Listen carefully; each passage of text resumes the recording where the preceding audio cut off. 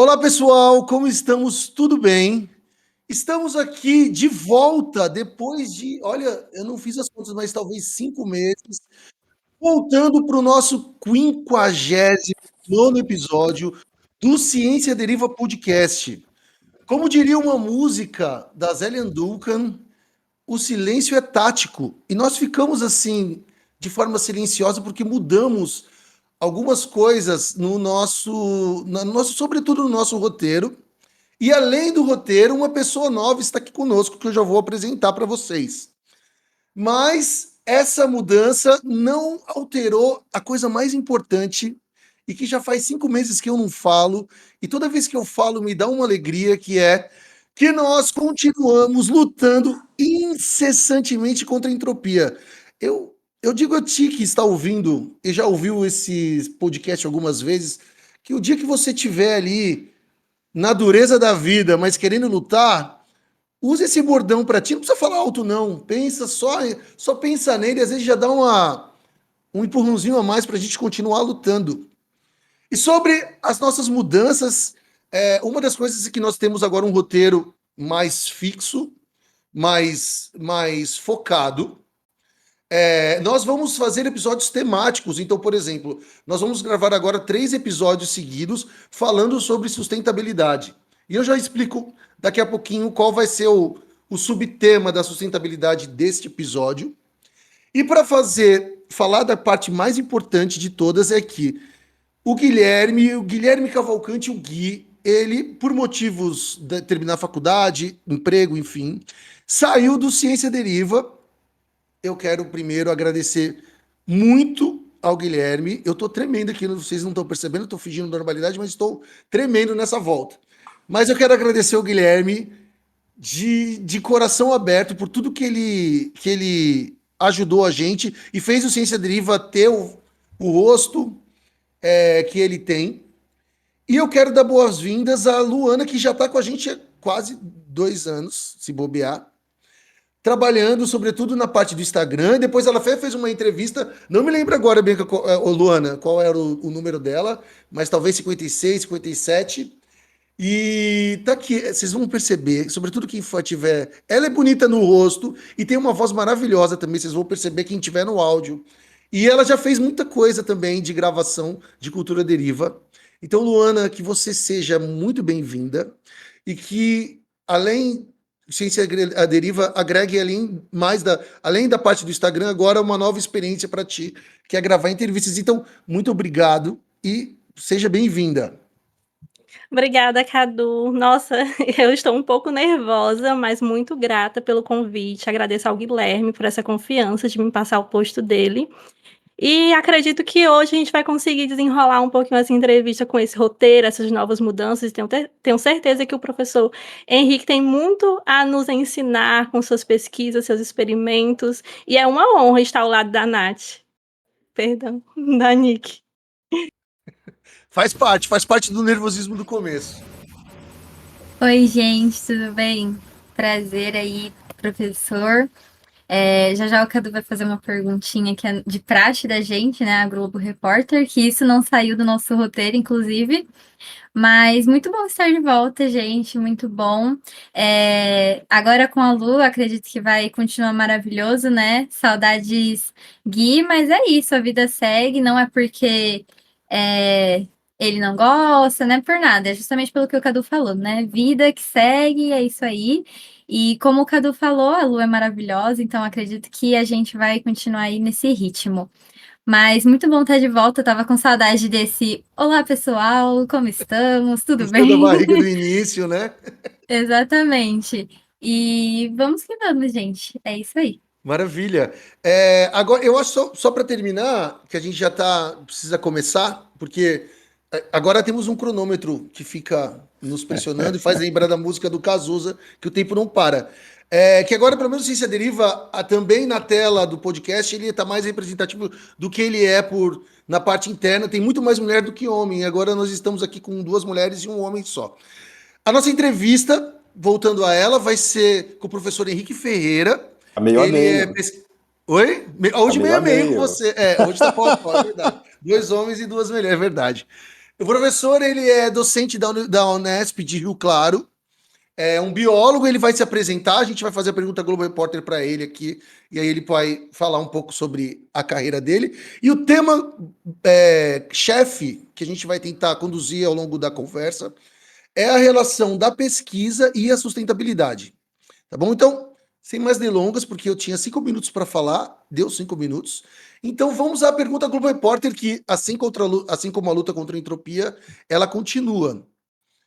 Professor doutor Henrique Ferreira. É Henrique Ferreira mesmo, né? Não tem outro Sim. nome, eu não achei. É curto. É curto, né? É curto e direto. Quem é você? Da onde você veio? Do que você se alimenta? Você prefere Fanta uva, Fanta laranja? Você prefere Star Trek ou Star Wars? Essa é uma pergunta que veio dos bastidores. Enfim, diga quem é você pra gente, por favor. Bom, boa tarde, agradeço o convite. É sempre gratificante falar com essa juventude, que a gente mais aprende do que ensina, né? E eu vou falar rapidamente, vou me apresentar academicamente. Então, antes disso, posso falar, sou mineiro de Ituiutaba, tenho Ituiutaba? 52 anos, Ituiutaba, próximo de Uberlândia. Todo mundo conhece Uberlândia, vocês Uberlândia. perceberam pelo meu sotaque já, né? O R carregado. Mas eu tinha E achado. Rapidinho, a gente se conheceu antes, mas eu achei que você era do interior de São Paulo. Mineiro, mineirinho. não, eu sou mineiro. E vim para São Paulo com 19 anos, para Campinas, para estudar. E aí começou a minha carreira, né? Então, eu sou biólogo, eu fiz graduação em biologia. Na época a gente tinha biologia molecular na Unicamp, que era uma especialidade. Fiz mestrado em genética e depois o doutorado em bioquímica, e eu fiz fora do Brasil. Me apresentando academicamente, né? Eu me dediquei sempre a estudos de processos moleculares, até o Renan, né? Já Sim, ele é sabe nosso disso, editor. foi meu aluno. Eu sempre, exatamente. Ele, não sei se ele está aí, né? Eu sempre me interessei por o que acontece dentro da célula, né? Que era uma coisa engraçada. Lá no segundo grau eu gostava de genética. Todo mundo que eu acho que tem essa tendência para bioquímica e química misturado com biologia, fica meio encantado com genética, né? Só que a gente não sabe exatamente o que é que a gente quer quando a gente está fora da faculdade. Depois eu descobri que eu estou na interseção genética-bioquímica, né?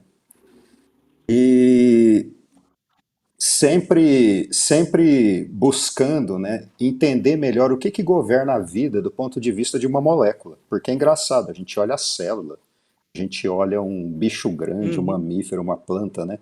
E lá dentro da célula tem moléculas. E essas moléculas, elas governam a vida. Como que isso acontece, né? As moléculas interagem entre si.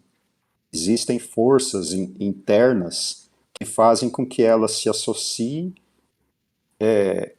atuem em diversas funções dentro das células para que exista Ô, vida, para Henrique, que deixa, exista deixa eu só célula. cortar uma coisa. Teve E alguma aí coisa eu que parei. inspirou você fora da sala, ou foi a sala que te inspirou na parte, a descoberta desse mundo molecular? Ele veio da TV? Você se formou nos anos 90, né? A sua etapa de formação, vou dizer assim. Então, Sim. essa influência Sim. na hora da escolha, entende? Foi na escola ou teve outro fator externo? Não sei responder a primeira resposta. A segunda resposta é, sempre desde pequeno, eu gostava, segundo a minha mãe, né, de vestir uma blusa branca que ela tinha, para parecer que era um avental, né? Ah, é? E ela falava que eu pegava os livros de ciência dos irmãos, tios mais velhos, e ficava lendo, mesmo sem entender Ah, nada. é Então, assim, é verdade. vocação, não tem como explicar. Em casa, os meus filhos são exatamente a mesma coisa, eles têm essa tendência, né? E por vários motivos, eu acredito nestas forças maiores que impelem a gente ao progresso. E a gente tem facilidades. Eu tenho bastante facilidade com essa questão mais matemática. Dentro da biologia, eu procurei as áreas que trabalham mais com matemática, e eu acredito muito, né, que existe essa ordem, essa organização, essa matemática por trás de tudo, né? Sim. E a gente não Sim, consegue fugir disso. São duas coisas que o ser humano precisa Isso na é vida: verdade. português e matemática. Tem que falar e tem que saber fazer conta. O resto é O matemática derivação. para mim é tão difícil. Mas, né, eu entendo. Para mim também, viu? Olha Sim, que coisa curiosa. Só que uma coisa é reconhecer que é entendo. importante e É necessário. verdade. E assim, Henrique, quando você. Eu vendo o seu currículo, é, entrando na universidade, você já falou o seu interesse, né? Que você teve vontade mesmo, além de ter mais do que interesse, na parte molecular. Eu ia Sim, perguntar se você era biólogo de bicho, de planta, mas eu acho que nem precisa não. mais. Você é biólogo de bicho pequeno.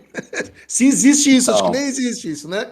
eu sou biólogo molecular. Molecular, ou seja, E né, daquilo que a esta, e gente. esta classificação não existe. Praticamente as pessoas não falam mais, né? Antigamente a gente falava assim, ah, ele é geneticista. Eu não sou geneticista É, mais. Biólogo molecular, hoje em dia, existe uma divergência nova, uma derivação que é chamada biologia sintética. Eu falo para os meus alunos, todo mundo precisa achar o seu nicho, né? Fazer a sua propaganda e se colocar no mercado, né? Basicamente, são coisas muito próximas que vão mudando de uhum. nome, né? Mas se a gente for lá no cerne, lá atrás, é tudo E a bioquímica. genética?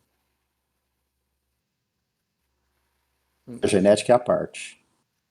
Existe genética, existe bioquímica. Dentro da bioquímica, você tem biologia molecular e agora você tem biologia sintética, biologia de sistemas. Então, Sim, assim, a bioquímica é a base, né? é a mãe. De lá derivam todas Entendi. as Nick, outras você que ciências trabalha, moleculares. está seguindo esse caminho, você se sentiria também uma bióloga molecular? Qual que seria o seu assim, você se autoproclamaria? Eu trabalho em um laboratório de biologia molecular aplicada. Eu trabalho com vírus, né? Assim, pra quem não sabe aqui, eu trabalho num laboratório de biologia molecular aplicada. Meu mestrado agora está sendo com citros também. Só Ó, que ao invés de ir para bactéria, eu fico mais em vírus, né? Que eu trabalho com. Meu projeto é voltado para o vírus da leprose dos citros. Então, de Onde você repente está? vocês mas têm um em comum aí, hein? Pode tomar um café. Sim. não, assim, a minha orientadora é a doutora Juliana Astua. Ah, sim. E o meu co-orientador é o doutor Pedro Gonzalez, então, assim, eles são bem conhecidos, né, nessa área. Eu acho que é muita coisa para mim falar que eu me considero uma bióloga molecular, Mas ué. porque, assim, trabalho com isso, Você mas não é é tanta zoóloga. coisa. Não. Então é biologista Mas é molecular. tanta coisa, tanta. Assim, a bioquímica realmente é muito extensa do meu ponto de vista, bastante complicada. Então, assim, eu sempre estou aprendendo coisa nova, mas é a área que eu tô, né? Sim. Espero um dia falar com orgulho, assim, sou bióloga molecular, E deixa eu mas pegar estou caminhando. esse gancho que você falou dos citros e a sua relação, de uma certa forma, uma familiaridade com a área do professor Henrique aqui. Você, Henrique, olhando o seu currículo, deu para perceber. Eu ia perguntar essa coisa do biólogo de bicho de planta, porque deu para ver na sua iniciação, você trabalhou com foco na parte molecular, tentando avaliar a entrada de um método para alterar, não sei, né?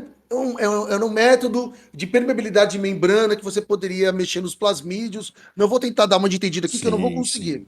Sim. E no mestrado, isso tinha a ver também no mestrado e doutorado com duas bactérias que davam problemas, doenças em plantas. No Sim. doutorado você fez em Oxford, não consegui achar direito. Eu consegui achar o artigo, ele não parecia ter a ver com essa relação da bioquímica a biologia molecular e a bioquímica com uma aplicação na parte agrícola. Sim. E depois, vendo depois seus trabalhos, já depois livre docência tudo mais, apareceu esses estudos com o cancro cítrico, que é uma doença que tem na laranja, que parece que hoje é o principal. Vamos supor, é o que se associa mais o seu nome a uma linha de pesquisa dentro do cancro cítrico. O que Sim. eu queria te perguntar é assim, e aí assim, vendo as pesquisas atuais, você tem muita relação com o seu estudo na tentativa de minimizar impacto ambiental, ou seja, tem uma Sim. visão de sustentabilidade ali no fundo. Vendo assim de trás para frente, assim, tentando fazer essa coisa que eu fiz de início da biologia molecular, com as doenças nas plantas, seja ela couve-flor, que começou, depois café e a laranja. Você sempre teve esse pensamento de utilizar essas ferramentas da biologia e da genética, mas sempre pensando na sustentabilidade ou não? Isso surgiu na sua vida meio que com o caminhar dela, entendi. Bom, vamos ver se eu consigo explicar essa trajetória. Eu sempre quis trabalhar na fronteira do conhecimento, antes de mais nada. Trabalhar na fronteira do conhecimento é aprender sempre o que é de última geração. E desde o início eu sabia que a ciência de ponta, a ciência de impacto, ela é feita na borda do conhecimento. É onde você cruza biologia com física, biologia com química, biologia com matemática e assim por diante. Tá? Quando eu comecei a trabalhar, eu percebi rapidamente que fazer genética de fitopatógeno me permitiria unir duas paixões: genética, célula bacteriana, que é uma coisa muito simples, que eu consigo manipular muito com baixo custo, e botânica. Eu sempre fui apaixonado por planta.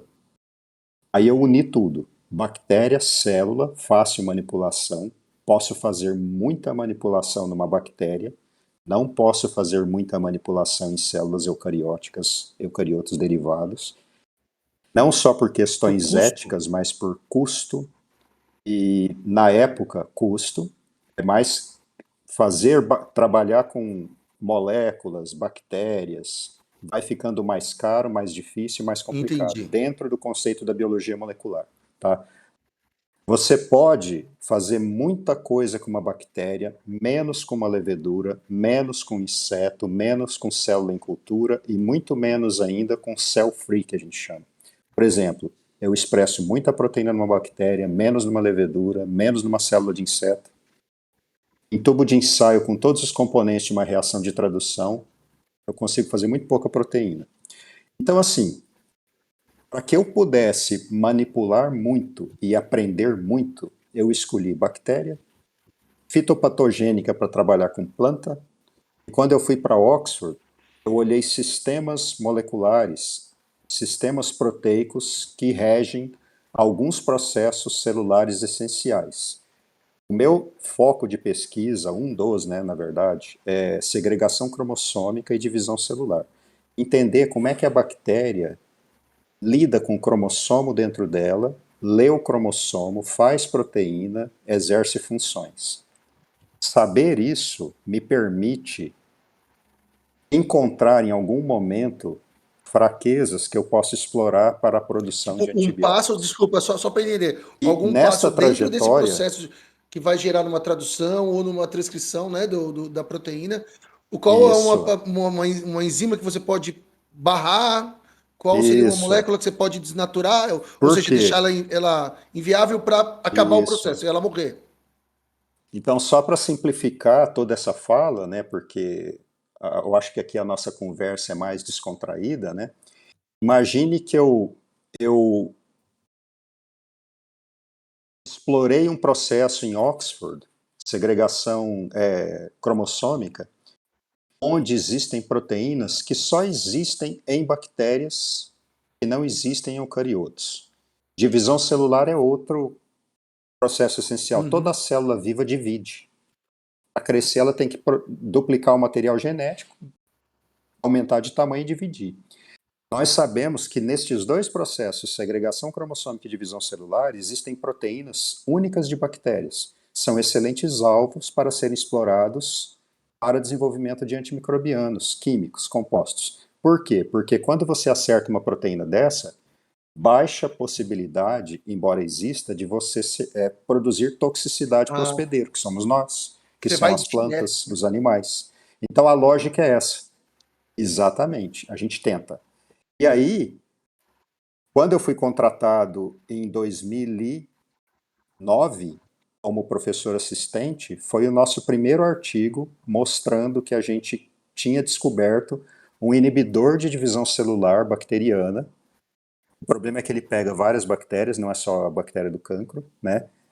Justamente explorando isso. Nós estudamos a divisão, descobrimos uma proteína e depois um inibidor daquela proteína. E aí hoje a gente está fazendo defensivos, vamos testar já no fim do ano, né?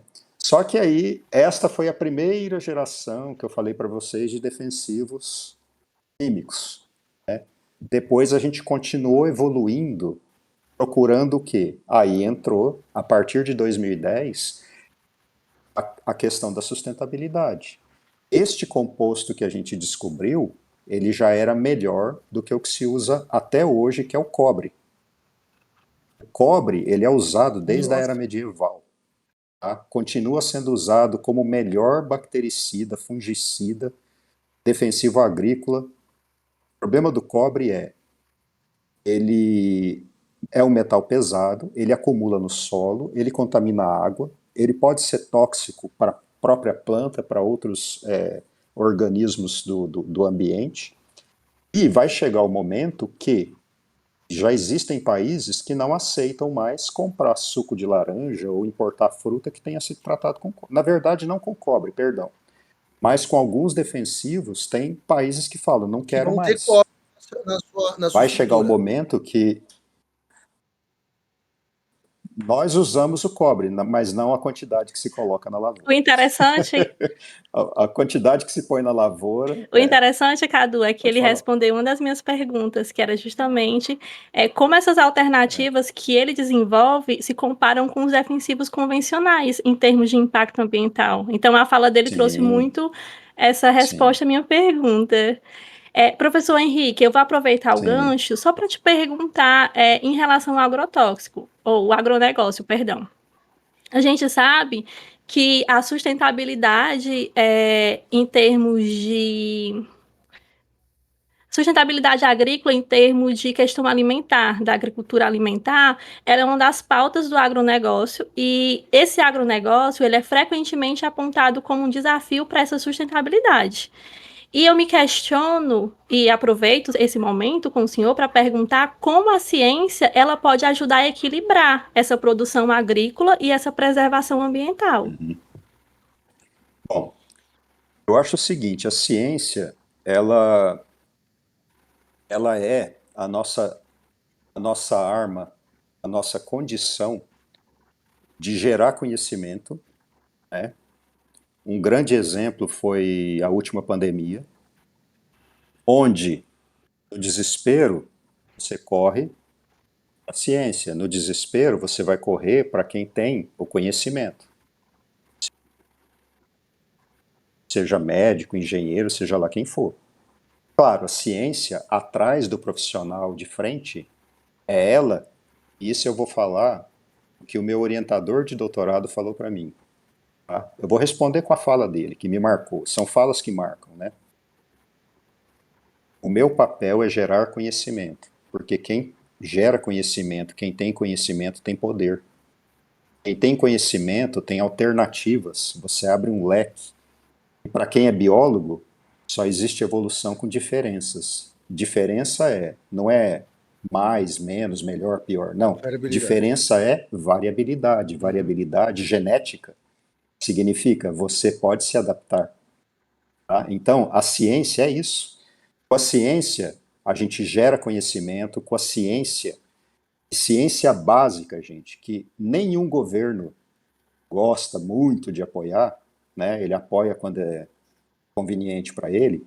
Ciência básica sem fins lucrativos, sem retorno imediato, esta é a ciência que tem que ser sempre levada em níveis basais ou, enfim, você tem sempre que gerar conhecimento até sem saber meio porquê. Mas um dia você vai achar uma, como se diz, você vai lá naquele baú de ciência básica e você fala, nossa, tem uma resposta aqui que eu posso usar nesse problema.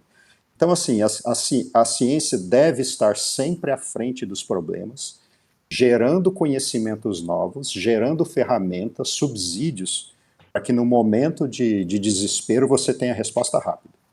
Então, nesse sentido, eu vejo a ciência como um desses pilares, né, da sustentabilidade. Só uma pergunta rapidinho, Luana. O interessante é que o senhor... Fala. Pode falar, depois eu falo. Não, é porque ele entrou em outra pergunta minha. Eu acho que ele tá, assim, ele veio com as minhas perguntas já na cabeça. Porque uma das perguntas que eu tinha era se existe alguma política pública ou incentivos governamentais para o uso dessa biotecnologia na agricultura. E acho que o senhor meio que já trouxe uma resposta. Tem bastante incentivo, sim. O Brasil é um país agrário. A nossa riqueza, ela é agrária, tá? Não estou discutindo se é bom ou ruim. Eu acho que ela é até um pouco excessiva.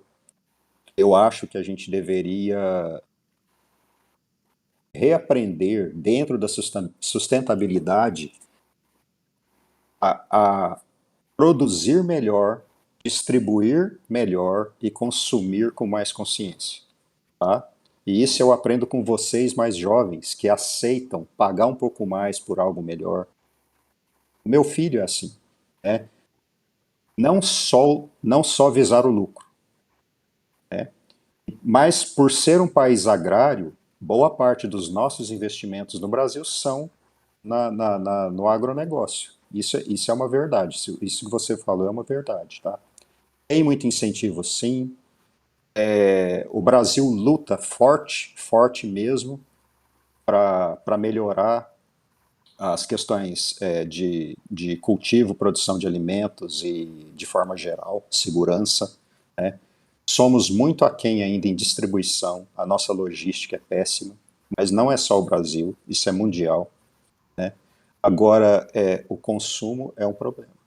Consumo responsável. Consumo responsável é a chave para a gente ter uma sustentação e uma sustentabilidade. Posso pegar um rapidinho Não sei se eu respondi. duas coisas que você falou da parte da biologia básica, e aí a gente pode ter uma aplicada, por exemplo, você no seu laboratório pode tentar achar uma outra molécula que possa substituir o cobre, no caso, por exemplo, dos citros. Você pode desenvolver uma pesquisa nesse sentido, que seria aplicada. Aí, pegando essa coisa que a Luana falou sobre os incentivos, existe ou é fácil tentar fazer parcerias com as empresas, ou seja, ir para o mundo privado, para tentar aplicar, chegar no seu laboratório. Então, ou um empresário, você, ou então tem um edital que tenta fazer essas pontes entre o mundo privado e esse mundo que uma parte grande dele é público da pesquisa, sobretudo no Brasil, né? Então, como daria esse link? É muito boa a pergunta da Luana. Ele existe, ou então ele é fácil? Existe, deve existir, né? Mas ele está acessível? Existe muito, está muito no início ainda, né? Em outros países está mais desenvolvido. A conversa no Brasil com empresas privadas é muito difícil ainda. Ainda rege o imediatismo e o lucro e a resposta rápida. Para uma empresa, é melhor você chegar com uma solução Se você propõe o desenvolvimento, eles não têm tempo para esperar. As agências de fomento brasileiras estão tentando o máximo que elas podem fomentar esse tipo de relação. Por exemplo, a FAPESP, no meu projeto temático atual, ela exigiu a presença de uma empresa privada colaborando conosco para a produção do defensivo que nós vamos testar no final do ano. Só que envolver a empresa nos trabalhos tem sido um desafio muito grande. Por quê? Porque eles são imediatistas, eles querem respostas muito rápidas, para eles ainda não é natural desenvolver conhecimento por desenvolver conhecimento, mas a gente entende, a gente sabe que aquilo ali é investimento de dinheiro, não é público. Gente, investir dinheiro sem retorno óbvio, quem faz é a agência de fomento, e ela faz isso porque ela sabe que é necessário, é importante você gerar conhecimento de base, né? Por isso que, inclusive, o modelo brasileiro de ciência ele é excelente e ele não deve passar para o privado. Quem fala, vamos privatizar as universidades, não faça isso, porque o modelo brasileiro não suportaria, né? A gente não teria geração de conhecimento. Nós somos frágeis ainda. Nós não produzimos conhecimento por produção de conhecimento conscientemente ou com vistas num lucro futuro, como Você Estados passou o doutorado Unidos, em a Oxford, que é Inglaterra, a uma empresa, Alemanha. ela é pública, Tá? ela é particular, né? Mais ou menos, tá? Ela tem investimentos ali, tem uma parte de investimento público, sim. Só que a forma como eles trabalham é completamente diferente da forma brasileira, tá? Eles vão sempre produzir um conhecimento por conhecimento e eles vão reter isso porque eles sabem que aquilo ali vai gerar patente e vai gerar lucro. E a FAPESP já entendeu isso. A FAPESP tem investido muito num programa chamado PIP, onde eles financiam pessoas, egressos de universidades em projetos para iniciar empresas, e eles perceberam que no universo de vários projetos contemplados, se pelo menos um der retorno, volta ICMS para o Estado e retroalimenta a FAPESP. Então, assim, é um grandíssimo negócio, tá? Mas eu retorno. O Brasil ele precisa ter a ciência pública para que a gente tenha condições, por exemplo, nós professores ou pesquisadores dentro das universidades, fazermos ciência de qualidade e gerar conhecimento que possa alimentar necessidades futuras, como o caso de uma pandemia e tantas outras coisas, né? Eu acho que eu até perdi o foco. Não, era Qual que era a a ideia pergunta dessa mesmo? relação do investimento Não? público e também com a parceria com a parte privada, né, com as empresas. Então, resumidamente, o Brasil está aprendendo a se relacionar com a empresa privada, tá? E a empresa privada precisa aprender a se relacionar com a universidade.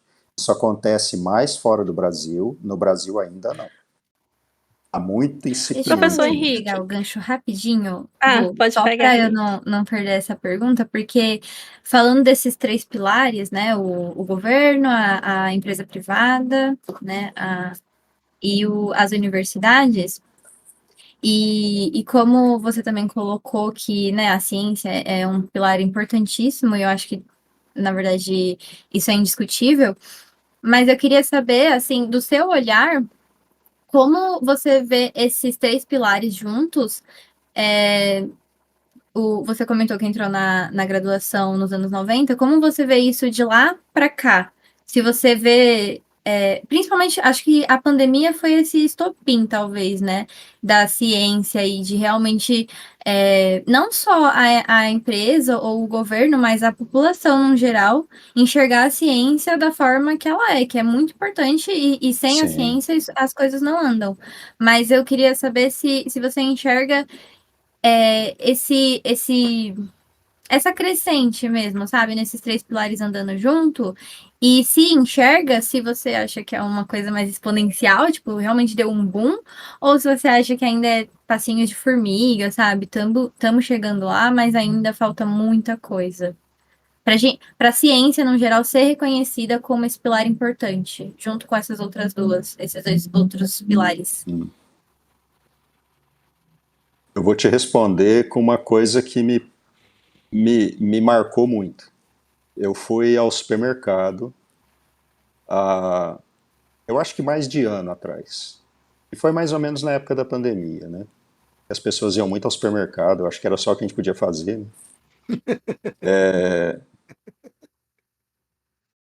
Eu comecei a conversar com a atendente, a pessoa que me atendeu ali no caixa, né? E eu falei que era professor, não sei por que motivo, e ela perguntou da onde. E aí ela falou assim, mas ela não sabia que a Unesp existia na cidade de Rio Claro. E aí eu me assustei. E aí a conversa desenrolou e ela perguntou, mas quanto paga? Eu falei, não, ela é uma universidade pública. Você presta vestibular e entra. O ensino é de graça. Ela não sabia que existia o Unesp em Rio Claro. É uma pessoa que eu acho que morava aqui a vida inteira. Ela não sabia que era uma universidade pública e que ela poderia acessar essa universidade não só para estudar, mas para programas de extensão, enfim. Rio Claro não sabe que a Unesp está aqui. Eu fui vice-diretor desse instituto já, e as pessoas desconhecem a existência da Universidade Pública Paulista, uma das melhores Isso é universidades interessante da porque América Latina. no Ceará, rapidinho, no Ceará Então, também assim, as pessoas não têm muita noção que é, tem uma federal ali. Tudo bem, eu estou em Fortaleza, que é então, uma cidade bem maior, porque a Unesp e Rio Claro é uma cidade de 120 mil sim. pessoas. Para quem estiver ouvindo e não conhecer a região, né? Rio 200 Claro mil. tem quase 200 mil. 200 e poucos mil ou mais. É grande, é grande. E a Unesp de Rio Claro é considerada uma das Unesps mais antigas, já chegou a ser um dos cursos de biologia entre os 10 melhores do Brasil. Quando eu prestei vestibular para biologia, eu vim prestar em Rio Claro e passei com muita alegria. Depois eu fui para Campinas por motivos pessoais. Eu tinha família e eu não tinha dinheiro e era mais barato, mais fácil para mim ficar em Campinas. Mas eu sabia naquela época, não é porque eu era mais bem informado, eu peguei o guia do estudante e olhei onde é que tem biologia, onde é que é bom. Eu acho que E não. guia de estudante que eu acho que nem existe mais. Mas enfim, respondendo a sua pergunta, nós temos um grosso da população que não sabe que nós existimos. Nós aqui, a gente sabe que o ensino público é importante, que ele existe, nós sabemos acessar. A população não nos enxerga, gente. A população não sabe o que é ciência, o que é importante. Há um governo que, sei lá, os governos, não vou falar de um ou de outro, eu não tenho isso, mas a gente sabe que pro empreendedor, o lucro é o que vale. Para um governo, vale botar dinheiro onde tem mais retorno de voto. A população não se importa com a educação, para que ele vai ficar, você entendeu? Melhorando escola. Não, ele dá o mínimo básico, mas ele não vai fazer propaganda. Por exemplo, o estado de São Paulo e a Unesp é um dos maiores, dos melhores polos de desenvolvimento agronômico do mundo. Nós temos uma agronomia, umas ciências agrárias que é invejável. Nós plantamos com altíssima eficiência, com adensamento. Nós produzimos alimento, gente, que a gente não sabe o que fazer. A gente se dá o luxo de perder alimento. É outra coisa horrorosa, né? Que a gente distribui mal e consome mal. Então, assim, como é que é possível você ter uma das agrárias mais desenvolvidas do mundo e tem gente passando fome? Então, assim, Eu respondi a sua pergunta com, não sei se deu para derivar, né? Mas a questão é essa: nós não somos vistos, a ciência não é colocada para a população de uma forma necessária, né? Eu acho que muito pouco, deveria ser mais. Mas eu não sei se os governos também têm interesse em que a população seja muito mais ou bem educada. Talvez não. Né? São reflexões, né? Não, mas É isso. é uma ótima colocação, porque um exemplo claro disso é que eu fico no Instituto Biológico, né, aqui de São Paulo, e Vocês estão o enfrentando um Instituto ataque sério, isso tem que ser dito aqui, né? Se você quiser explicar qual é o ataque, eles estão querendo passa as vender as honras. fazendas e acabar com o Instituto Agronômico. É mesmo? Mas é de... Eles estão. O nosso, eu não. Gente, eu quero ser a governo em tudo que eu falo, mas estão atacando a ciência paulista, vendendo as fazendas, vendendo os institutos de pesquisa, eles estão tentando acabar com isso, é um patrimônio. E justo na que é parte mais agrária, que é onde forte. a gente é mais desenvolvido. É incoerente, parece, né? Assim, ouvindo, né, falar. Fala, Nick, você ia falar? Mas, não, então, justamente porque no biológico a gente sempre tem alguns eventos que a gente chama até de Instituto Biológico de Portas Abertas, que é quando a comunidade da onde o biológico é localizado, mas na verdade de qualquer lugar de São Paulo, mas a comunidade local acaba, né, se informando melhor e sempre vai nas festas, nos eventos. E a gente da pós-graduação tem barraca na maioria das festas, a gente explica o que a gente está fazendo, quais são os projetos que a gente está desenvolvendo. E passou uma moto aqui, eu não sei se o som saiu, mas enfim. E E a população sempre fala: nossa, eu não sabia que isso estava sendo desenvolvido aqui, nossa, eu não sabia que isso existia, muito interessante, por que a gente não fica sabendo, né? Por que isso não vai para frente? E aí a gente consegue ver um exemplo real disso que o professor colocou, né? Como a população ainda é muito mal informada em relação à ciência e o que está sendo desenvolvido, assim, do lado da casa, assim, às vezes a pessoa é vizinha do Instituto Biológico ou do IAC em Campinas e não sabe o que está acontecendo ali naquele instituto. Às vezes, claro, que é por falta de interesse, mas também eu acho que tem muito a ver com a questão de distribuir informação mesmo, sabe? Sim. Ainda mais para quem está longe desses institutos. Mas, desculpa, Lu, pode seguir com as suas perguntas. Não, pegando o que você falou, o que eu acho interessante é que hoje nós temos diversas redes sociais disponíveis. Fala-se muita coisa nessas redes sociais, mas parece que a ciência ela ainda fica meio que de lado, não é tão explorado nessas redes sociais, até para as pessoas mesmo conhecerem. E sabe, professor Henrique, esse ano nós vamos ter um evento em novembro, que é o COP30. E eu acho que nem todo mundo sabe, acho que a população não tem ideia da importância desse evento. E eu fico me perguntando como a pesquisa científica ela pode influenciar a tomada de decisões, sabe? Sim. Durante esse evento, que é um evento global, vão vir pessoas de diversos países e tudo. E eu me questiono, a população não tem conhecimento sobre isso. Eu acho que eu vi alguns colegas falando, vai ter Coldplay vai fazer um show de graça. Só que o evento é muito mais do que isso. São discussões importantíssimas. Sim. Pão e circo, Mas o né? Coldplay. Pão e circo, né? Eu vou te perguntar, quais são os consultores científicos convidados?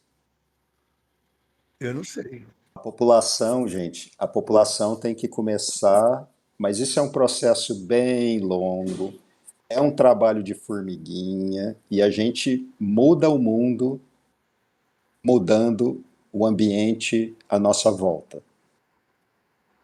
Nós temos que começar com um trabalho de formiguinha, fazendo isso que vocês estão fazendo, colocando esse tipo de discussão nas redes, vocês que têm mais tato para essas coisas, porque a gente tem que ir passando de um a um. Eu procuro passar o que eu consigo para os meus alunos, peço para que divulguem, tá? Por quê? A gente tem que começar a colocar cientistas embora eles não queiram muito, nos cargos políticos para nos defender. Infelizmente, vários que já foram, chegaram lá, não conseguiram fazer nada. A gente sabe que não é porque a pessoa é incompetente, mal intencionada, às vezes o próprio sistema não permite que ela trabalhe, porque já está tão fechado, né, que eles não conseguem evoluir muito. Mas a ciência tem que ser popularizada, tá? Outra coisa, nós precisamos, se você perguntasse para mim, olha só, o entrevistado fazendo pergunta, olha que coisa chata, Imagina. mal educado. Tem que melhorar a universidade, tem que melhorar isso. Eu vou falar para você sem sombra de dúvida nenhuma. Você tem que melhorar o ensino fundamental, o ensino básico médio, que é o que ninguém, nenhum político quer fazer. A gente tem que trabalhar lá embaixo, valorizando aquele profissional que está sendo agredido. Vocês viram no jornal ontem, né, no Rio Grande do Sul, aconteceu uma tragédia com uma professora que foi chocante para mim, porque eu sou professor, eu fico chocado que uma colega tenha sido agredida, aparentemente sem muito motivo. Então, assim, nós temos que dar condições para essas pessoas, melhorar o piso dela, para ela receber um salário digno e poder se dedicar ao estudo. Porque no Brasil o professor não estuda, Exatamente. ele não tem tempo. Olha que coisa louca, né? Então, assim, a gente precisa melhorar aquele professor lá, desde o ensino fundamental básico, que eu até esqueço o nome, porque muda de nome, né? Eu sou da época do científico. Tem que melhorar o ensino fundamental e o ensino médio. Essa criança tem que vir desde baixo, bem educada, para que não exista programas que promovam distorções na entrada na universidade depois. A gente fica consertando, não estou falando mal de cota, tá? Mas a gente está consertando da forma errada.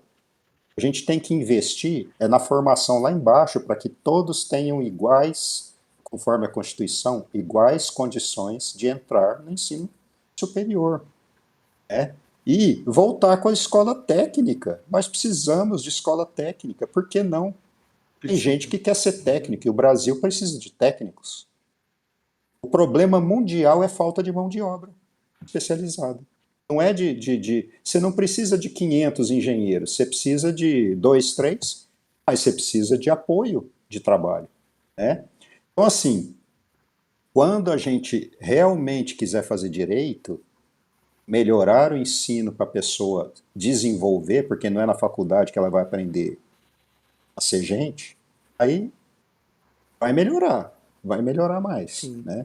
Muito Eu bom. vejo dessa Eu forma. vou fazer uma última perguntinha aqui para a gente ir para as dicas, para tentar fechar a nossa ideia, assim, e tentar, professor, para tentar, assim, talvez um recado que você poderia dar para alunos, entre aspas, entre geral, que gostaria, tem esse interesse nessa área de biologia molecular, genética, gosta de relacionar isso com a agricultura e sustentabilidade. Para alguém que está começando e que tem ainda o propósito como força motriz real, assim, sabe? Quando ele vai entrar no seu laboratório, é, o que você poderia dizer nesse sentido do que o seu laboratório poderia dar como formação, né, para essa pessoa, assim, né, que muitas vezes está empolgada. Às vezes eu vejo no meu, assim, quando você começa a falar do que você faz, tem muita gente que brilha o olho, como eu já brilhei também, né? Depois você vai seguindo a vida, de que está no mestrado, do ano pós-doc, aí, assim, é lógico, nem tudo é flores, nem tudo é lindo, como você vê naquele primeiro momento. O que você poderia, eu não sei se a pergunta ficou aberta demais, talvez tenha ficado. O que você poderia dizer que o seu laboratório poderia proporcionar a quem está chegando, né, e está querendo conhecer? Olha, no meu laboratório, quem trabalha comigo é formação completa. É barba, cabelo e bigode, né? Como se Isso, diz. dá para traduzir um pouco mais isso? O que você quer Dá. dizer? Eu acho assim que eu não vejo área mais importante. Eu acho que toda área é importante. E quando a pessoa vem trabalhar comigo, ou quem já fez biologia molecular, eu falo: biologia molecular é uma ciência integrativa. Ela usa conhecimento de todas as áreas da biologia E ela usa conhecimentos de física, química, matemática e o que mais você quiser trazer. Por quê? Porque eu trabalho com DNA, eu trabalho com moléculas, tá? O que tem vida, tem DNA, tem RNA, tem ácido nucleico, para mim é ferramenta de trabalho. E você tem que saber tudo dependendo do modelo que você vai explorar. Tá? Você vai explorar isso aqui requer olhar a célula, biologia celular, requer olhar um sistema bioquímico, bioquímica, eu tenho que usar um equipamento, biofísica, eu tenho que saber português, eu tenho que ler, eu tenho que saber inglês, eu tenho que ler artigo. Então, assim, a formação comigo é completa e eu tento fazer isso com os meus alunos. Semana passada eu tive uma reunião de laboratório. O tema foi: encontramos na vida dois perfis. Três. Vou falar do pior deles, que é aquele que sabe tudo. Arrogância. Quem sabe tudo e não tem humildade para aprender, deixa para lá, ele sabe tudo. Aí tem os outros dois perfis que são: eu sei que, Ele meu ficou feliz com browser está fazendo essa esses graça dois aí. perfis aí. É, eu não posso, eu Fala sou com a mão, tá descendente certo. italiano, né, então falo com a mão. Aí o que acontece, né? Os dois perfis que a gente encontra bastante, né, que tirando aquele absurdamente maravilhoso, né, é o seguinte: o perfil do que não sabe, quer aprender, e, tristemente, né, o perfil do que às vezes nem sabe que não sabe, mas não quer aprender. E aí eu falo para os meus alunos: nós somos um misto desses dois. Não é errado a pessoa ter um pouco de preguiça, a pessoa ter um pouco de falta de vontade com alguma disciplina, tipo matemática, né? Eu tinha muito problema com português, tá, gente? Eu tinha muita dificuldade, né? E minha mãe era Casa de professora de ferreiro, espeto de português, pau, né? pior ainda. Exatamente. Mas assim, eu falo para os meus alunos: aqui eu quero todo mundo fazendo um esforço sobre-humano para ser. Eu não sei, mas eu quero aprender. Porque quem quer aprender não tem preguiça, não tem corpo mole. Quem quer aprender é dedicado. Quem quer aprender corre atrás, trabalha. Tá? Às vezes, se ele tem fraqueza, ele tem outras coisas tão boas que encobrem essa fraqueza dele. Por exemplo, a determinação. Então, assim, a minha resposta é: aqui no meu laboratório eu trabalho tudo isso. Eu trabalho tudo. É ciência e é comportamento. Porque professor para mim é isso. Eu tive professores assim e eu aprendi dessa forma. O meu orientador de doutorado, ele falava assim: aluno entra na minha sala, não precisa nem bater. Pós-doc marca horário, porque já é profissional formado. Mas o aluno, ele está aqui porque precisa de apoio. E se eu não atendo na hora que ele precisa, ele para. Então eu quero que a engrenagem se mova sempre. Então o aluno tem prioridade. E por quê? Porque eu sou Muito professor, bom. o meu papel é esse. Foi isso que. O meu orientador de doutorado, ele era uma pessoa extremamente difícil, mas quando ele abria a boca, você podia notar. Vai sair bem E sabe as vale a pena, palavras, né? Cadu, antes da gente ir para as sabe? dicas, vou tentar de uma forma rápida, tanta pergunta quanto a resposta, se possível, só para a gente não deixar de falar sobre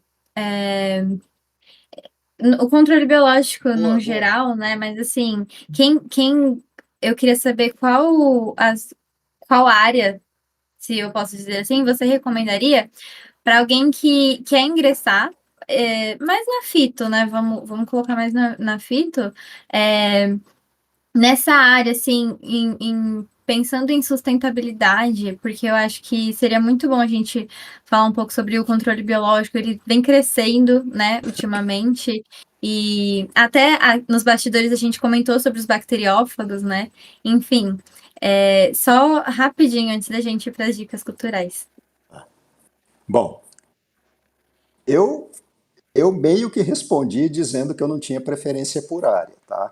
Só que se você quiser uma resposta minha, eu sempre, eternamente vou dizer biologia. Eu sou um defensor da biologia Eu não acho que deva existir dissidências, derivações da biologia. A biologia, ela é uma ciência clássica, como a física, a matemática, a química. E a biologia, ela é integrativa. Ela usa conceito de todas as outras disciplinas e ela alimenta tudo que é biológico de conhecimento no mundo. Sem biologia não tem agronomia, não tem medicina, não tem nada, gente. Tá? E quem for contra a biologia está muito mal informado. Né? Porque o que a gente pode fazer para melhorar a biologia? Porque tem gente que fala a biologia está meio assim, desatualizada. Então atualiza. Você não precisa criar um curso novo, você precisa atualizar a biologia. Tem disciplina que você pode melhorar? Tem. Tendo boa vontade, arruma-se tudo. O problema é, as pessoas não têm a real vontade de fazer as correções adequadas. Mas o curso de biologia é o curso mais completo que existe e que ele te capacita para trabalhar em qualquer outra área, inclusive o biólogo sabe o que é sustentabilidade desde sempre. Tá num pouco da essência dele, assim, né? Até da escolha. É. Não que a Isso é sustentabilidade seja só biologia. ecologia, mas ele, O né, biólogo ele sabe sabe, muito ele bem. tem isso, né? É verdade mesmo. Tá dentro da Ecologia biologia, por isso está que eu dentro da falei. biologia. É. Existe a política, existe o Tá? direito, existe muita Eu, coisa, eu mas acho ela assim, chefe, é uma área importante, né? é uma área, isso. Essas áreas, elas estão dentro da biologia. A gente não precisa que a biologia se quebre. A gente precisa fortalecer a biologia. A biologia, ela é uma disciplina, uma carreira que ela te forma vendo este universo. E o biólogo, eu falo para os meus filhos, o biólogo, ao contrário do que todo mundo pensa, ele não decora nada, ele associa tudo. É isso. É uma ciência Amém. maravilhosa. Eu sou Olha, apaixonado por Acho biologia. que todos nós que estamos aqui, né? Não tem nem o que falar. Biologia é você demais. ficou falando, deu um crise de ansiedade de querer conversar sobre isso, tipo, fazer 17 podcasts agora só para falar da biologia. Não, a gente pode fazer Vamos Um fazer. só mais. sobre, É. um só sobre controle biológico, que a gente nem conseguiu entrar muito nisso. Dentro, Controle dentro biológico, vamos da, lá. da. Vamos dar uma pincelada para a gente ir para as dicas, porque a gente já estourou. Natália, estouramos.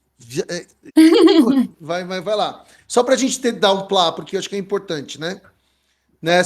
Sobretudo dos defensores, as três fases. Professor, se você Ah, puder dar um plá, a né, nisso primeira para a gente. fase, a primeira fase, nós caracterizamos um processo essencial bacteriano, parte dele, na bactéria Xanthomonas citri, agente causal do cancro cítrico. Nós estudamos divisão celular. Estudando a divisão celular, a gente descobriu algumas proteínas que poderiam ser inibidas. Na verdade, a gente achou meio que por acaso, mas não foi um acaso muito acaso, porque a gente tinha um teste biológico para testar compostos e tentar descobrir algum que poderia interferir. Nós criamos, na verdade, o teste biológico. Essa foi a publicação. Com o teste biológico, eu fiz o que a gente chama de screening por compostos que poderiam interferir ali. Descobrimos um derivado de ácido gálico, que é um semissintético, chamado galato, G6, que a gente chama no laboratório. Ele é um composto químico semissintético que interfere com a divisão celular de Xanthomonas citri. Dentre outras coisas que ele faz também. Ele não é maravilhoso. Melhor que cobre, porque nos Estados Unidos, galatos podem ser usados como aditivos alimentares e são usados como conservantes em creme para a pele. Então, Uhum. assim, já melhorou um pouco. Só que a gente sabia que com o tempo, aí a ciência está andando sempre à frente da necessidade. Com o tempo, como o cobre está sendo mal visto por alguns, o galato vai começar a ser mal visto também. Você está substituindo uma coisa por outra, mas a outra não é perfeita. Começamos a trabalhar com óleos essenciais. Temos vários trabalhos, inclusive algumas solicitações de patente, porque os óleos essenciais, eles também são bactericidas e são mais seguros. Seguro em que sentido? Você se alimenta, isso é óleo de planta, tá? considerado seguro porque em baixíssimas doses ele não é tóxico de forma nenhuma, mas ele tem uma certa toxicidade para outras plantas, alelopatia, enfim. Tem alguns problemas que a gente já vê também, como porque quando você vai usar um defensivo, você não vai jogar naquelas quantidades que não são totalmente atóxicas, você vai jogar um pouquinho mais. Então a gente pensou, vamos para essa foi a segunda geração, vamos para a terceira geração, controle biológico, que é o que o mundo quer. O alemão quer controle biológico, quem compra o nosso suco quer controle biológico. E aí vem a necessidade impulsionando a ciência. Você tem que responder o mercado. Quem paga, o econômico, também quer coisas melhores. Todo mundo gosta de comer coisa boa. Você não quer comer coisa que vai te fazer mal. Começamos a investigar os bacteriófagos. Quando? Quando participamos, somos integrantes do CEPID-B3, né? O meu laboratório isolou mais de 800 estirpes, né, linhagens de Xanthomonas citri do campo e bacteriófagos que infectam essas bactérias. A ideia é que o bacteriófago ele infecta especificamente uma linhagem bacteriana. Ele pode ser usado para fazer diagnóstico de uma linhagem bacteriana. Significa que se eu tiver um coquetel de bacteriófagos que reconhecem e matam aquela bactéria no campo, eu mato só ela. Se cair no solo, né? Não mata ninguém. Altamente, eu posso comer, eu posso fazer o que eu quiser com aquilo que não vai fazer mal nenhum. Em teoria, tá, gente? Porque biologia, vocês sabem, biologia é uma caixa de surpresa. Mas a gente testa tudo, tá? A gente, quando está fazendo desenvolvimento, a gente testa se é tóxico, a gente testa o risco disso para o meio ambiente, risco para a microbiota, risco para a própria planta, se ele pode produzir, se a formulação pode produzir queima da folha. A gente tem que testar tudo, faz parte do projeto, né? Então essa seria a terceira geração, bacteriófagos. E vai haver uma quarta geração. E se vingar é quando nós vamos pegar os condicionantes de especificidade do bacteriófago e usar só aquilo para desestruturar. Ou seja, você não vai pegar o vírus, você vai pegar parte do vírus para agir na bactéria. No caso, é a bactéria que dá o cancro cítrico. E a gente tem o nosso plano também é começar a trabalhar com a Candidatus liberibacter, que é a do green. Hoje nós temos duas doenças bacterianas importantes. Em primeiro lugar, greening. Em segundo lugar, histórico, cancro cítrico. Né? Candidatus liberibacter e a Xanthomonas citri. Então, a quarta geração, mas que é um pouco mais complicado, porque aí o custo de se produzir um antibiótico desse tipo é muito alto. Usar o vírus, que já é bastante seguro, é mais barato. E o mercado vai pegar o mais barato. Mas aonde uma molécula killer, que a gente chama, né, seria interessante? Na clínica. Eu posso usar o conhecimento que eu estou desenvolvendo, estudando bacteriófagos de Xanthomonas citri para resolver um problema da agricultura, eu posso derivar isso para usar na clínica, onde o custo não importa tanto, porque lá você está salvando vidas humanas, né? Então a quarta geração talvez não vai ser um defensivo, vai ser um antibiótico. Aí já tem um aluno que está trabalhando nessa linha, para que a gente, dentro do CEPID, talvez a gente consiga chegar em alguma coisa. Muito bom. Gente, muito bom, maravilhoso. É muito bom gravar entrevista, né? Eu gosto bastante. A gente aprende muito. Assim, então vamos para os nossos finalmente. Então a gente vai continuar, uma parte que a gente continua, que é as nossas dicas culturais, mas há uma diferença, porque antes eu dizia toca a vinheta que não tem, mas agora toca a vinheta que tem. Vai tocar para você. Tocou agora, mas vai tocar para você lá no futuro. Nas dicas culturais, eu vou continuar do mesmo jeitão e do jeito que a gente mais ou menos organizou os blocos, que foi, eu comecei, Bianca, depois a Nick, e aí o convidado, né, o Henrique vai por último, né, porque o convidado a gente tem que dar um afago para ele, né. Então, vou começar aqui, eu vou dar uma, mas assim, eu juro que eu vou ser rápido. Só uma coisa, a gente conheceu professor Henrique por meio de um congresso de divulgação científica, que eu, a Nick e a Aline, também faz parte do Ciência, não aparece nos podcasts, mas faz parte, fomos. Conhecemos uma pós-doc que estava trabalhando como divulgação científica no projeto chamado de CEPID, que é um projeto que a FAPESP tem. A FAPESP é uma agência de fomento estadual, é a mais rica do país, está em São Paulo. E é um projeto enorme, e ela fez a ponte primeiro com o laboratório do professor Henrique, que faz parte desse projetão chamado CEPID B3, ele citou na entrevista. Mas é só para deixar claro, é a Bianca Bosso que fez essa ponte. A gente já fez uma parceria no Instagram, dá uma olhadinha lá, uma dica cultural com o laboratório, falando um pouco do trabalho da pesquisa, de uma das pesquisas que desenvolvida no laboratório do professor. E agora a gente tem entrevista. Então, eu só queria passar isso aqui rapidinho. A minha dica cultural é uma outra coisa que eu adorei. Desde que a gente conheceu o Henrique, ele tem frases impactantes. E a frase da ciência estar na fronteira do conhecimento, seja ela da fronteira da bioquímica com a genética, com a fisiologia, com a. É assim que quando a gente fica no meio do conhecimento, no meio da área, a gente vai trabalhando mais no mesmo. Assim, eu tô pensando muito nisso desde que você me falou, há muito tempo atrás, desenvolvendo essa frase, sabe, dentro da minha cabeça. E ficar na borda, né? Misturar as áreas é onde você. A gente tem que ter essa ambição, eu achei massa demais essa frase. Eu só que. Outra dica cultural, a frase, né? Que eu acho que não veio de você aprendeu do seu orientador, né? Pelo que eu me lembro que você falou, né? Exatamente. E aí a dica mesmo, chega, Carlos, de falar, é uma série chamada Dropout, The Dropout, na verdade, que tá na Disney, que conta a história de uma moça do Vale do Silício, na verdade, não é uma série de ciência, é uma série de fraude. Ela conta a história da empresa que ela abriu para vender, para fazer análise clínica com uma gota de sangue, por isso dropout.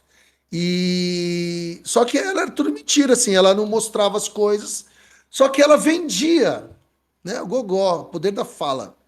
E ela chegou, se você procurar, tem entrevista dela com o Clinton, ou seja, ela ganhou um protagonismo para depois, eu acho que depois de agora eu vou chutar, hein? Deve estar errado. Talvez 10 anos ou um pouco menos dela não apresentando resultados, mas vendendo, crescendo, ganhando dinheiro, aumentando assim, né, as verbas dela, né, de pessoas que estavam investindo na empresa dela. Ela foi presa, talvez em 2011, 2000, por ali. Tô falando de cabeça, tá, gente? Mas vão lá, assistam, é muito legal, bem interessante. Eu acho que ela viralizou essa série chamada Dropout, tá na Disney Plus. Luana, vai você? A minha dica cultural vai fugir um pouquinho de série. Eu vou sugerir um livro que é bem interessante, A Vida Secreta das Árvores, do Peter. Quem puder, procura ler, porque tem uma visão poética sobre essa vida das árvores. Nick, qual a sua dica? Gente, eu vou ter que puxar a sardinha pro nosso lado, pro meu lado e pro lado do Henrique também, porque a minha dica cultural é o Congresso Brasileiro de Fitopatologia, que vai ter esse ano. As inscrições estão abertas e eu acho que vai ser bastante interessante, porque na programação a gente viu que vai ter bastante sobre controle biológico, o pessoal tá falando bastante sobre. Vai falar, né? Bastante sobre BT também, que a gente pode usar como controle. Enfim, eu acho que vai ser bem legal para quem se interessa pelo assunto, né? Vai ser do dia 4 ao dia 8 de agosto e vai ser em Lavras. E as inscrições estão abertas. Tem site já? Tem site, Tá, a ou gente dá para coloca entrar tanto então. pelo site do Congresso quanto pelo da Sociedade Brasileira de Massa, Fitopatologia. tá certo. Ô, Luana, Muito rapidinho, bom. qual era o autor do livro? Você lembra? Você lembra? Você falou, eu É não o anotei. Peter. Peter Wollenben, acho que é assim que pronuncia o Depois eu sobrenome. vejo no Google, então, tá. O Olim- Henrique, qual que é a sua dica? Acho que ele não falou ainda a dica dele. Ainda não, já mandou Não. a letra. Star Trek. Star Trek. Isso, responda aí a pergunta como repórter. Por que não? Como que era a pergunta? Que foi o Henrique, que o Renan que falou. Por que não Porque Star não Porque está não Wars? o es- Oscar. Isso. Star Wars. Para quem É, gosta de ciência, eu recomendo Star Trek. Tem muita ciência ali. Tem dá um muita exemplo pra ciência, gente. é muito divertido, tem muita ciência, tem muita coisa louca. Olha, explorar a vida em outros planetas. Nós temos sugestões na ciência de que nos asteroides vieram bactérias, moléculas, né, que já existia vida em outros planetas. Assim, da forma que é colocado lá, claro, é um absurdo, assim, uma extrapolação enorme, né? Mas, enfim, a ciência coloca isso, né? E que mais? Se você pegar os seriados mais antigos, não são tão bons. Eu recomendo os mais novos. Eles são pioneiros em estudar o que tem de tecnológico da era e propor. Eles Olha, mostraram pendrive quando não existia pendrive. Eles mostraram disquete quando não existia disquete. O tricorder, né, que é um celular, uma coisa que você usa para comunicação. Então, assim, tem uma série de avanços que a gente olha e fala, poxa, isso aí é uma antecipação, uma leitura do futuro, né? E a última série Discovery, ela trata justamente sobre isso, né? Buraco de minhoca e relação de futuro, presente, passado, mistura tudo, né? Então, assim, dá para se confundir bastante ali, viu? tá certo. Muito É bom. divertido. Então, gente, para a gente respeitar o nosso tempo, que não parou, a gente estourou 10 minutos. É o primeiro, vai, tá bom. Eu quero agradecer muito, muito, muito, muito, muito ao Cadu, professor. Oi, vai. eu só preciso, eu só preciso saber, que é um ritual nosso também, Henrique, professor doutor Henrique Ferreira, do que você se orgulha? De ver o progresso dos meus alunos. Me orgulho aprender com os meus alunos. Isso acontece muito, muito, muito. Quando você tem um Progresso é passar aluno, do mestrado para o doutorado ou é o quê? o ganho de maturidade, a mudança de comportamento e quando a pessoa se torna um doutor, né? Ele, ele aprende e ele aprende a aprender e de repente ele começa a me ensinar. E eu falo para os meus alunos, quando ele se torna doutor, o próximo passo dele, que existe o último exame da carreira acadêmica, que é a livre docência, é quando ele vai provar que é capaz de gerar conhecimento independentemente. Então ele está no caminho, né? E eu já tive alguns assim, então é muito Agora sim, gostoso. fechamos com chave de ouro. Com Obrigado, orgulho. Nick. Você vê que eu pulei. Desculpa, desculpa, tá? Mas então, vamos para o final. Quero agradecer. Vou começar com as entrevistadoras. Luana, vou começar com você. A sua. Você está debutando hoje, né? Então, obrigado por estar aqui. Espero que vocês tenham gostado. Você vê que é uma vez. Quando o negócio fala já, entra num mundo de buraco de minhoca aí, e o negócio tem que O andar. Ele vai nervosismo andando. bate. Né? E aí ele vai, né? Espero que você tenha gostado. Muito obrigado, viu?